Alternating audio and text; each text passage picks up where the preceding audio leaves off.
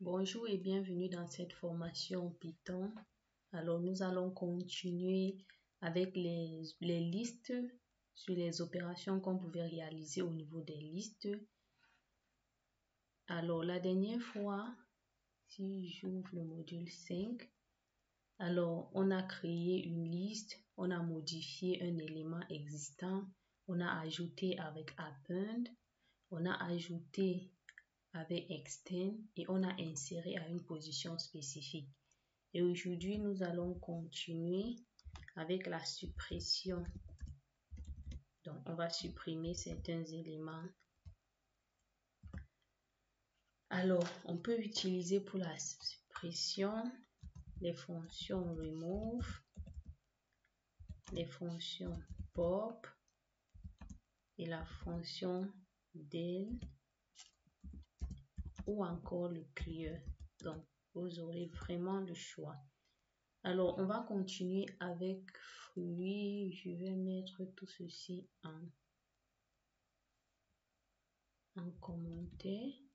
Alors, on va faire fruits.remove. Alors, on sélectionne pomme. Tout simplement, on va sélectionner la pomme et puis on va imprimer la liste de fruits. Et si on lance, alors on n'a plus que banane, orange et cerise.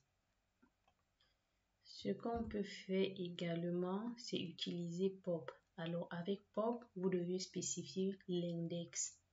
Donc avec remove, vous spécifiez le nom, mais avec pop, vous spécifiez l'index. Ceci est trop haut, je pense que je vais copier. Et puis, je vais mettre là. Alors, et je vais commenter celui-ci. C'est tout bon. On va faire le fruit.pop et puis on va spécifier l'index -1 et puis on va faire print fruit. Ok, et puis on n'a plus que banane et orange parce qu'on a retiré cerise -1, c'est-à-dire le dernier élément.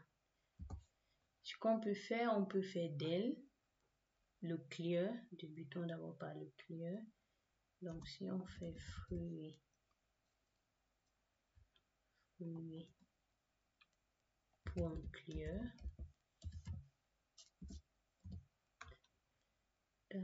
on va retirer l'indentation. Alors si on fait fruit.clear, qu'est-ce qu'on fait? On supprime tous les éléments. On supprime tous les éléments. Alors, si on imprime fruit, vous verrez qu'on n'a rien. Voilà. On a une liste vide parce que fruit n'existe plus. Ce qu'on peut faire aussi, on peut utiliser del.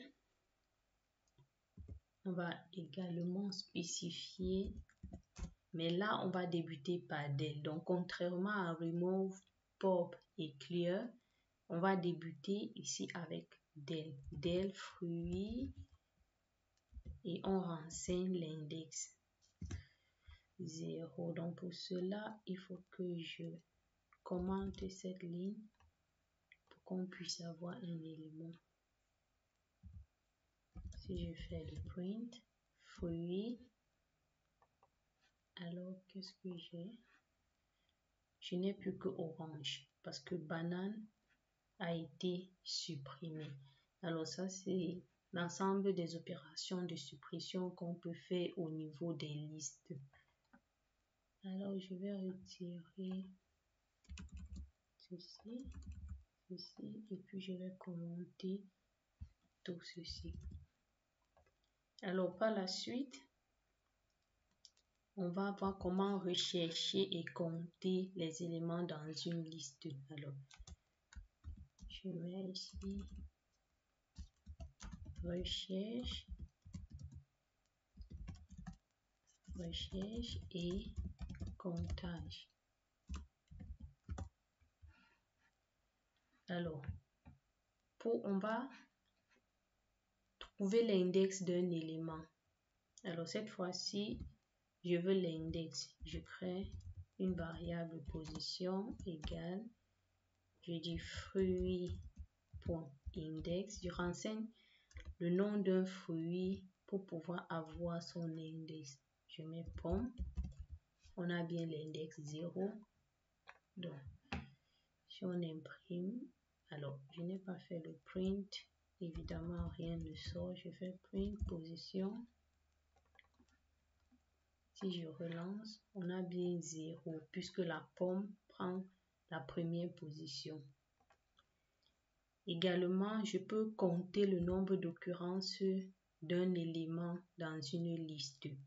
Alors, je dis nombre de fois.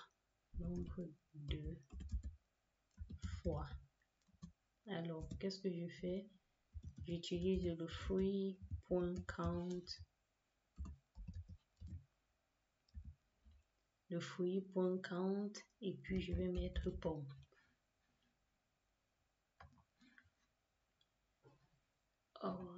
J'oublie toujours de faire un print nombre de fois.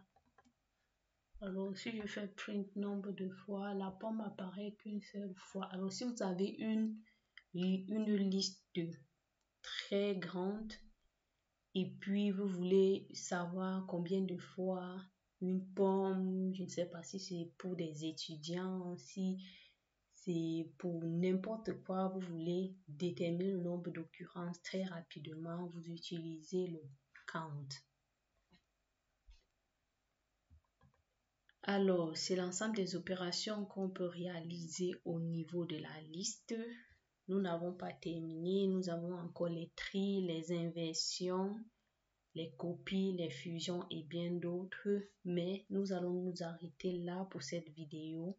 Je vous remercie de m'avoir suivi. Je vous exhorte à pratiquer, à faire une liste des fonctionnalités pour les listes avec les append, petite description et comment utiliser. Et puis vous verrez, c'est très facile et très rapidement, on s'y habitue.